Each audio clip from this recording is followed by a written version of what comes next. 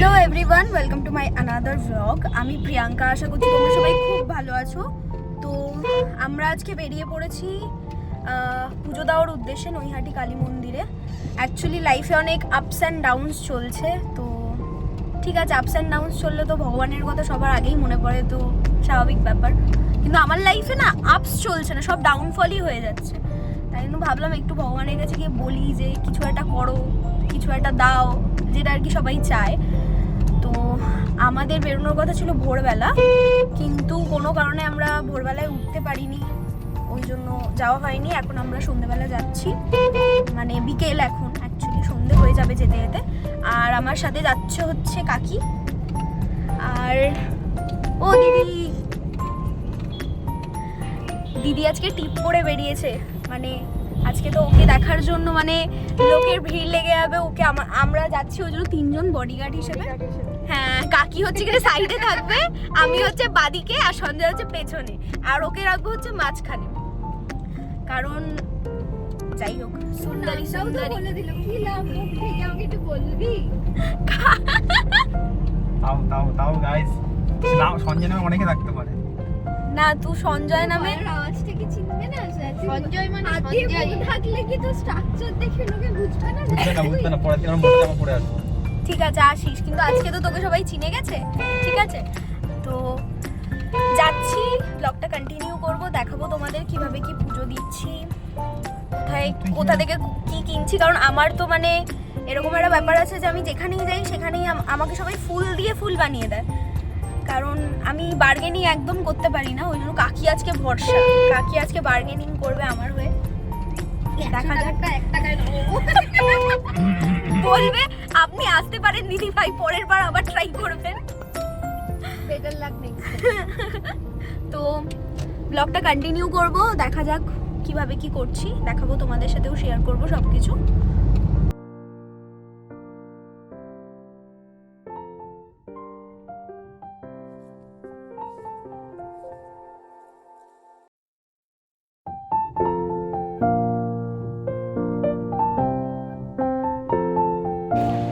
তো আমরা নেমে গেছি, এখন যাচ্ছি হেঁটে হেঁটে। গাড়ি পার্কিং এর জায়গাটা অনেকটা দূরে। দেখ, এখানে বিয়ে হচ্ছে, তোকে নেমন্তন্ন করেছে কেউ? তো আমরা পৌঁছে গেছি, এবার যাব পুজোর জন্য ডালা কিনতে। কিন্তু আসার সময় আমরা একটা প্রবলেম ফেস করেছি, যেটা হয়তো যারা 4 হুইলার নিয়ে আসে তারা সবাই ফেস করে। পার্কিং এর জায়গাটা মন্দির থেকে অনেকটাই দূরে, কিন্তু একটা দাদা আমাদের আসার সময় খুবই হেল্প করেছিল। আর দাদাটার একটাই শর্ত ছিল যে পুজোর যেই ডালাটা হবে সেটা প্লিজ আমার দোকান থেকে নিও। মানে অ্যাকচুয়ালি বলা যায় না যে শর্ত, একটা রিকোয়েস্ট ছিল দাদার। তো আমরা দাদাটার দোকান থেকেই নিয়েছিলাম। আর ভেতরে যাওয়ার পরে তো আমার ঠিক মুখটা এরকম হয়ে গেছিলো, কারণ অন্য দিনের তুলনায় একটু কম ভিড় থাকলেও লাইন ছিল না বলে প্রচণ্ড প্রবলেম হয়েছিল পুজো দিতে। আর পুজো দেওয়ার পরে আমি চলে গেছিলাম দেখতে যে একটা জায়গায় খুব ভিড় ছিল, সেখানে সবাই কি করছে। তারপর দেখলাম যে ওখানে আলতা সিঁদুর রাখা আছে, ওইটা কাড়াকাড়ি করে নিতে হবে, যে আগে পাবে আলতা সিঁদুর তার। তো সিঁদুর আমি নিয়ে নিয়েছিলাম 3টে, একটা কাকির জন্য, একটা আমার মায়ের জন্য, আর একটা সঞ্জয়ের মায়ের জন্য। সিঁদুরও সেম 3টেই নিয়ে নিয়েছিলাম। অনেক কাড়াকাড়ি করার পর অ্যাকচুয়ালি আলতা প্রচুর ছিল, কিন্তু সিঁদুরের প্রচণ্ড অভাব ছিল ওখানে।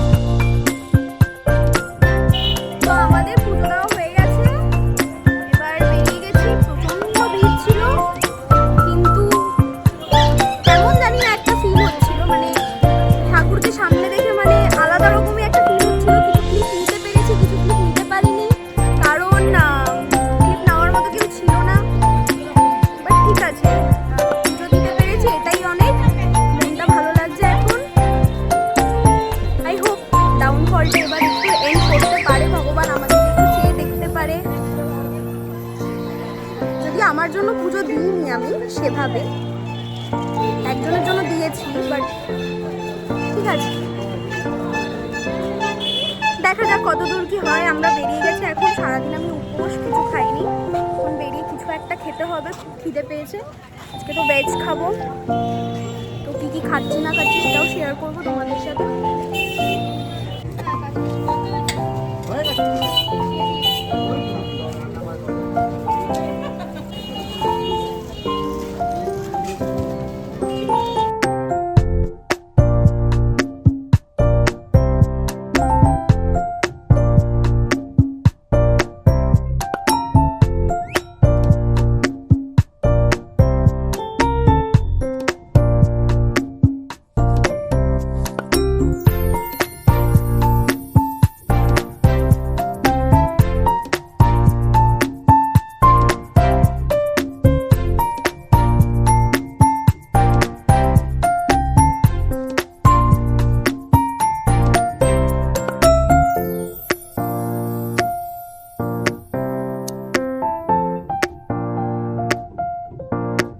আমি শাখা কিনবো, আমি শাখা কিনবো, শাখা।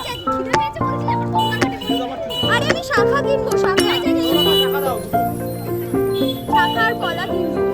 আমাকে কিনে দে প্লিজ। কাজ কর, শাখা করে না, শাখা কলা জানিস তো? হ্যাঁ, দর করে না। ওরা যদি এখন 1000 টাকা চায় তোকে 1000 টাকা দিয়ে করতে হবে। শাখা 4টে কেন? হ্যাঁ, তুই করবি? হ্যাঁ।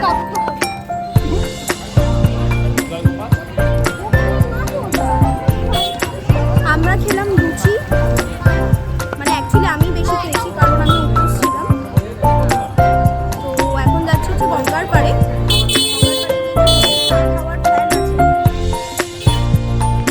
তারপর মধ্যমগ্রামে গিয়ে আমাদের খাওয়া দাওয়ার প্ল্যান আছে। প্রচন্ড খিদে পেয়েছে আমার।